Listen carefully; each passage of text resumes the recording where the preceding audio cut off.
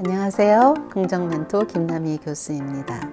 행복한 삶을 위한 멘탈 피트니스 플러스 라이프 프로그램 시간에 오신 여러분을 진심으로 환영합니다. 오늘 이 시간에는 긍정적인 나대기 5강 나다움 찾기 훈련을 해보도록 하겠습니다.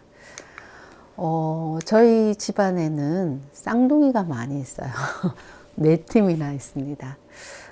저희 사촌들 중에도 쌍둥이가 2팀 있었고요. 한대 내려가서 저희 조카들 중에도 쌍둥이가 2팀 있습니다. 외사촌 쌍둥이는 남자 쌍둥이였고요. 친사촌은 여자 쌍둥이였습니다.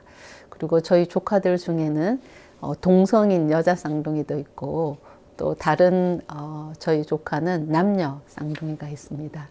이렇게 좀 특이하게 굉장히 쌍둥이가 많은 가정에서 자라면서 쌍둥이들을 지켜볼 수 있는 그런 특권을 누렸는데, 네, 이렇게 총 4쌍의 쌍둥이의 삶을 지켜보면서 저에게 각인된 쌍둥이라는 개념은 동일한 유전자를 가졌다고 하기에는 너무나 다른 존재라는 개념입니다. 일란성 쌍둥이이기 때문에 정말 외모는 전혀 구분이 되지 않지만 제가 볼 때 그들의 삶은 너무너무 다른 컬러의 삶이었던 것을 알 수가 있습니다. 그래서 사람을 결정짓는 요소는 유전자도 중요하지만 그 사람만이 가지고 있는 독특한 삶의 경험이 정말로 중요하다라는 것을 알게 되었습니다. 우리가 이 세상에서 하나뿐인 그런 존재가 될 수 있는 이유는 나만의 그런 삶의 경험이 있기 때문이라는 생각을 해보았습니다.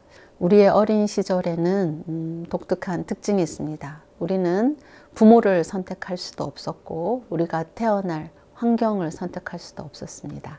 그리고 그 환경에서 경험해야 되는 그런 시시각각의 순간순간의 경험들을 조율할 수도 없었죠. 그래서 환경이 만든 나를 받아들일 수밖에 없는 그런 영유아기를 보내게 되는 것들을 알 수가 있습니다. 인생 초반에 우리는 어린 시절 유전자와 환경이 만들어낸 그런 자기 개념에 의해서 이끌려서 살아가는 그런 수동적인 삶을 살 수밖에 없습니다. 그렇지만 두뇌가 발달하고 또 추상적인 사고를 할 수 있게 되고 정서적, 심리적으로 부모님으로부터 독립하는 그런 사춘기를 맞게 됩니다. 그래서 이 사춘기 시기에 우리는 나는 누구인가 라는 고민을 해보게 되죠. 그래서 이전에 해왔던 것이 맞는지 아니면 나에게 어떤 변화가 필요한지 이런 고민들을 하게 됩니다. 그래서 수동적이었던 자세가 아니라 능동적인 자세로 삶을 살아갈 그런 태도를 선택하게 되는 시간을 갖게 되죠. 나다운 나를 찾을 수 있는 이 중요한 시기를 잘 보낸 사람과 그렇지 못한 사람 사이에는 큰 차이가 있는 것을 알 수가 있습니다. 때로는 방황하고 또 힘든 시간이기도 하지만 나다운 나를 찾아가는 시간은 정말 중요한 시간이고 이 시간에 성공 여부가 나의 직업 선택과 또 배우자 선택에 중요한 영향을 미치는 것을 알 수가 있습니다.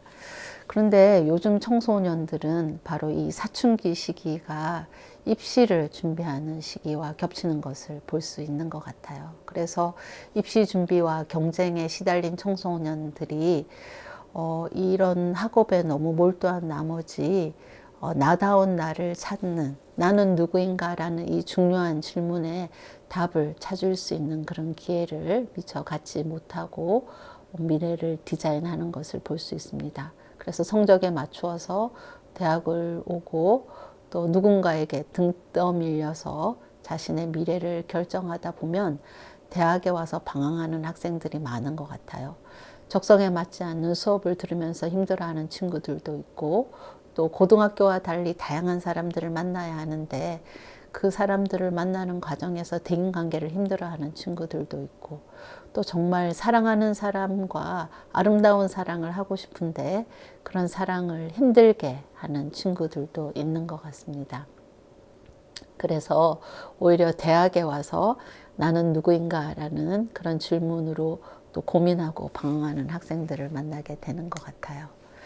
또 그런가 하면 이런 나다운 나를 잘 찾아간 그런 학생들의 이야기를 또 과제에서 발견하기도 하는 것 같습니다. 이 친구들의 공통점들이 있는데요. 나다운 나를 잘 발견한 사람들은 시간을 자신에게 투자했던 것을 알 수가 있습니다. 그래서 나는 누구인지를 생각해보고 또 방황하는 그런 시간을 가졌던 것 같아요. 그리고 또 자신의 그런 고민에만 빠져 있는 것이 아니라 다른 사람들은 어떤 삶을 살았는지 또 책을 통해서 또 실제 다른 사람들의 삶의 이야기를 통해서 그런 생각과 경험의 폭을 넓힌 그런 경험들이 녹아 있는 것을 알 수가 있었습니다. 그리고 예전과 다르게 조금 새로운 나를 발견하기 위해서 또 다양한 시도를 하는 또 그런 모험을 경험했던 일들도 포함되어 있고요. 그리고 그런 나에게 적응하기 위해서 또 고군분투했던 이야기들이 그 친구들의 경험에 녹아 있는 것을 알 수가 있었습니다. 그렇다면 나를 제대로 알고 나다운 나가 되기 위해서는 어떤 요소들을 생각해 봐야 할까요? 저는 나다운 나가 되기 위해서는 세 가지 중요한 개념이 있다고 생각합니다. 그것은 바로 자존감, 자기 조절력, 자기 효능감입니다. 먼저 그 정의들을 함께 살펴보도록 하겠습니다. 자존감은 자기 가치에 대한 믿음입니다. 그리고 내가 가치 있다고 생각하는 그런 긍정적인 자아 개념에 근거를 하고 있고요. 있는 그대로의 나도 괜찮은 사람, 나는 사랑받을 가치가 있는 사람이다 라고 생각하는 자기 가치에 대한 믿음이 바로 자존감입니다.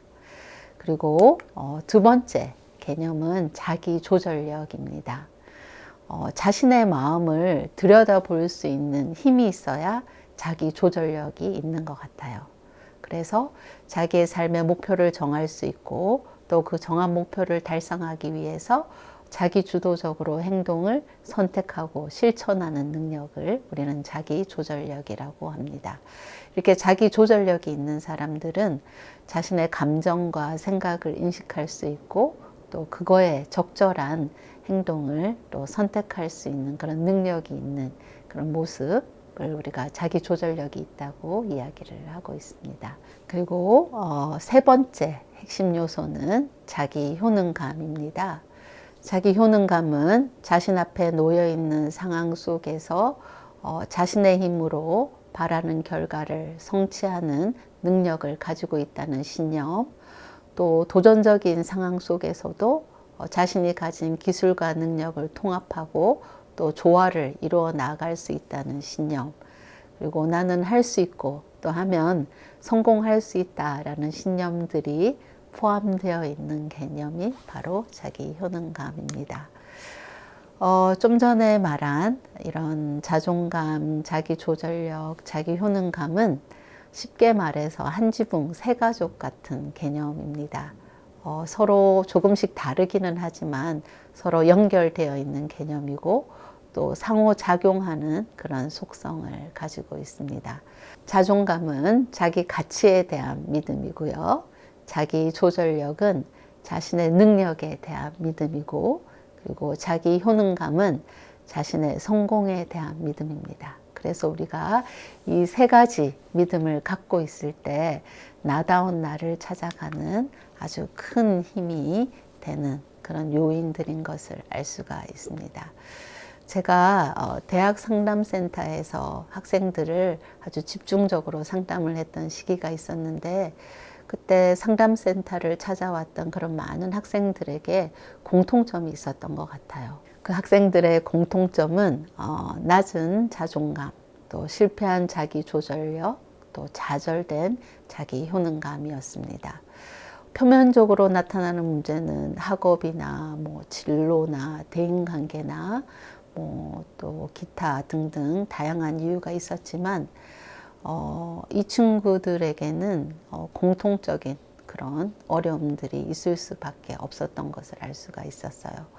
왜냐하면 좋은 대학을 오기 위해서 굉장히 많은 시간을 학업과 또 과도한 경쟁에 시달리게 되면서 외적인 또 내적인 그런 평가에 예민한 그런 시간들을 많이 보내다 보니까 정작 자신이 누구인가를 생각해 볼 수 있는 그런 시간을 가질 수가 없었습니다. 그래서 대학은 왔는데 정말 좋은 대학에 왔기 때문에 많은 사람들이 부러워하긴 했지만 이 친구들의 삶은 우울이나 불안이나 또 대인관계 어려움으로 인해서 맥없이 무너지고 또 상담의 도움이 굉장히 절실한 그런 상황이 된 것을 볼 수가 있었던 것 같아요. 그 학생들을 상담하면서 엄마이기도 한 저는 여러 생각을 하게 되었던 것 같습니다. 그래서 그 학생들을 상담한 경험들이 저에게 큰 통찰을 가져다 주었어요. 그것은 바로 많은 부모들이 바라는 좋은 성적을 받고 또 좋은 대학을 가는 것이 좋기는 하겠지만 그것이 다가 아니다라는 생각을 갖게 되었던 것 같습니다. 그리고 그 허상이 얼마나 우리를 연약한 존재로 만드는 허상인지를 발견하게 되었던 것 같습니다. 오히려 더 중요한 것은 내 아이가 스스로를 있는 그대로 받아들이고 자신을 좋은 사람으로 인식할 수 있도록 돕는 것이라는 생각을 했던 것 같아요. 그리고 실패도 해보고 또 성공도 해보면서 누구의 도움 없이 스스로 판단하고 또 책임을 질 수 있는 그런 기회를 갖도록 하고 지켜봐 주는 것이 중요하다는 생각을 했습니다. 그리고 한 발짝 더 나아가서 작은 성공을 자주 경험할 수 있게 조력하고 또 그 성공을 함께 기뻐해 주면서 아이가 자신이 원하는 길을 찾아가고 또 그 일을 위해서 끊임없이 배우고 도전할 수 있도록 지원하는 일이 부모로서 꼭 해야 할 일이다라는 그런 배움을 제가 배울 수 있었던 것 같아요. 그래서 진짜 인생에서 중요한 것이 무엇인가 하는 것들을 상담을 하면서 다시 한번 돌아보는 그런 계기가 되었던 것 같습니다. 자, 그렇다면 정말 나다운 나가 되기 위해서 우리는 어떤 노력들을 해야 할지 조금 더 살펴보는 시간을 갖도록 하겠습니다. 얼마 전에 제가 유튜브에서 일본에 있는 초밥의 달인에 관한 그런 동영상을 본 적이 있습니다. 4대에 걸쳐서 초밥 장인이 된 집안이었는데요. 정말 최상의 초밥을 만들기 위해서 최고의 재료를 고르고 또 자신만의 비법을 제대로 구현하기 위해서 각고의 노력을 기울이는 여러 모습을 보면서 정말 대단하다는 생각이 들었습니다.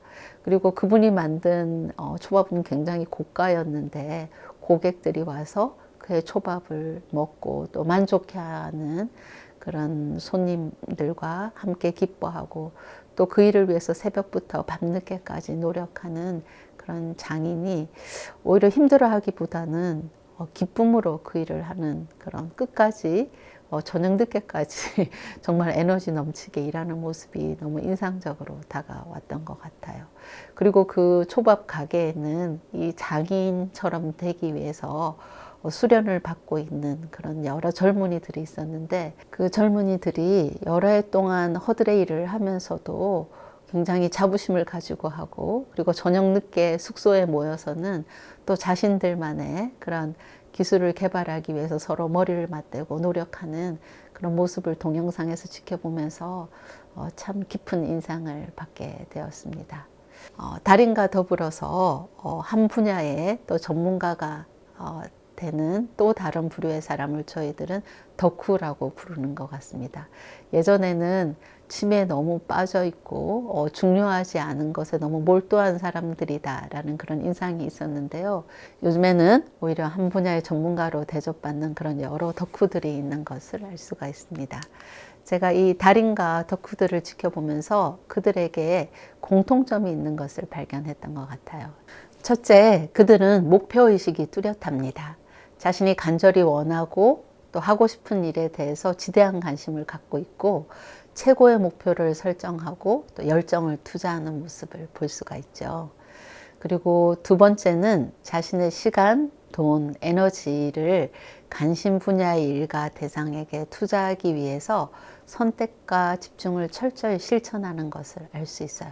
이분들은 해야 할 일과 하지 말아야 할 일에 대한 선호가 분명하고 자신의 꿈을 성취하기 위해서 자기 조절을 하는 그런 능력이 강한 사람들인 것을 알 수가 있습니다. 그리고 달인과 덕후들은 자신이 집중한 일에서 성공을 경험하고 그 성공을 다른 사람들과 공유하는 사람들인 것을 알 수가 있어요. 달인은 또 다른 달인을, 또 덕후들은 자신과 같은 덕후들을 만나서 공유하는 기쁨을 누리는 모습이 참 인상적이었습니다. 그리고 네 번째, 그들은 남들이 상상도 할 수 없는 그런 노력을 쏟으면서도 아까 제가 말했듯이 그 상황을 힘들고 어렵다고 느끼기보다는 오히려 행복하고 즐겁다고 말하는 것을 알 수가 있어요. 참 신기하죠. 예, 이렇게 정말 즐겁게 또 뜨겁게 열정적으로 일하는 것이 그들의 특징인 것을 알 수 있어요. 그래서 진정한 달인과 덕후는 인생 행복의 방향과 방법을 가장 잘 알기 때문에 성공한 사람들이 아닌가 하는 생각을 하게 되었습니다. 나다운 나를 찾기 위한 첫 번째 훈련, 저는 먼저 살아본 사람들의 인생 이야기 듣기라고 생각을 합니다. 나답게 살아가는 사람들의 이야기를 많이 들어보는 것이 중요한 것 같아요. 제가 실천하고 있는 이런 듣기 훈련의 대표적인 프로그램은 세상을 바꾸는 시간 15분이라는 우리가 보통 세밭이라고 부르는 프로그램입니다. 제가 유튜브를 통해서 동영상을 보기도 하고 또 직접 현장에 가서 그 강연들을 들어보기도 하는 것 같아요. 특별히 현장에 가면 5명의 연사들에게서 각기 다른 삶의 5가지 스토리텔링을 들을 수 있는 것 같습니다. 자기 삶의 경험을 통해서 배운 살아있는 지식을 자신 있게 나누는 그런 모습을 보다 보면 나도 저렇게 되고 싶다라는 생각을 하게 되는 것 같아요. 저도 언젠가는 세바시 강연에 나가서 저의 이야기를 꼭 해보고 싶다는 생각을 해보게 됩니다. 이렇게 나다운 나를 구축해온 사람들의 삶의 이야기를 듣는 것은 우리에게 더 좋은 그런 배움이 되는 것을 알 수가 있습니다. 두 번째는 나의 인생을 다른 사람에게 말해보는 것이 나다운 나를 발견하는 길이라고 저는 생각을 합니다. 말하기의 중요성을 알려주는 프로그램이 있는데요. 스토리 슬램스라는 온라인 그런 경영 사이트입니다. 스토리 슬램스는 예술 감독인 캐서린 번스와 그의 팀원들이 삶의 역경을 극복하고 진정한 자아를 찾아가는 사람들의 이야기를 나눌 수 있는 그런 장을 마련한 곳입니다. 그래서 이 스토리 슬램스에서는 다양한 참가자들이 참여해서 자신들의 감동적인 삶의 이야기를 상처가 아닌 흉터 이야기로 들려주는 장입니다. 사람들은 아픔과 갈등을 경험한 삶의 스토리텔링을 통해서 자신의 인생 경험과 새롭게 연결되고 또 통찰과 교훈을 스스로 발견하는 그런 이야기들을 나누어 주는 것을 알 수가 있습니다. 나만이 알고 있는 내 삶의 이야기를 남들에게 들려주는 것은 진정한 나를 발견할 수 있는 그런 좋은 방법인 것을 알 수가 있습니다. 세 번째, 나다운 나를 발견하는 방법은 긍정 자서전을 쓰는 것입니다. 저는 학생들과 오랫동안 이 긍정 자서전 쓰기를 해왔습니다. 특별히 상처가 아닌 흉터 이야기인 긍정적인 자서전을 쓰는 것이 중요한 것 같아요.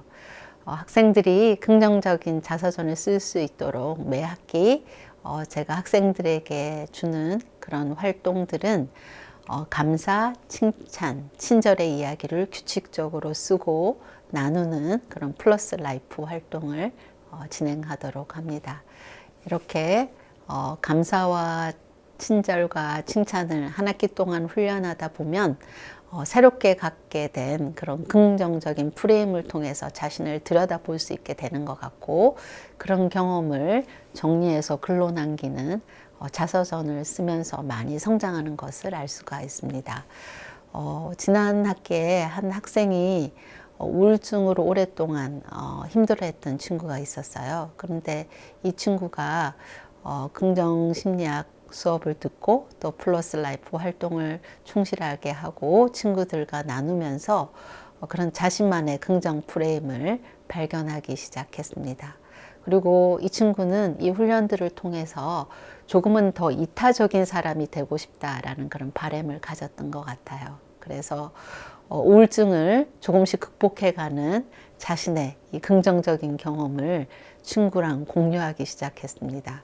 그 친구도 힘들어했지만 자꾸 옆에서 격려하고 할 수 있다고 해주고 나도 해냈다고 하면서 친구와 함께 우울증을 극복해가는 그런 이야기를 긍정 자서전에 아주 자세히 써 주었던 것 같아요. 그래서 수업이 마칠 때쯤에는 더 건강해진 자신과 친구의 이야기를 저희에게 들려주었습니다. 나다운 나를 발견하기 위한 말하기, 듣기, 쓰기 훈련은 우리 자신을 더 나답게 만들어줄 수 있는 그런 좋은 지름길이 될 수 있다고 생각합니다. 특별히 제가 들었던 세바시 강연 중에서 가장 인상에 남는 제목이 하나 있는데요. 나다움을 찾아야 내 다음이 보인다라는 제목의 강연이었던 것 같습니다. 그 강연도 참 좋았는데 저는 그 제목이 더 마음에 깊이 남게 되었습니다. 왜 나다운 나를 찾아야 할까요?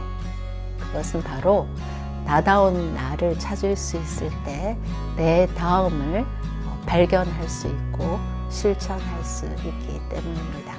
그래서 오늘 지금 이 시간 여기에서 나를 찾기 위해서 시간을 투자하고 또 그 시간을 통해서 여러분들의 밝은 미래를 발견할 수 있게 되길 간절히 바라면서 오늘의 강의를 마치고자 합니다.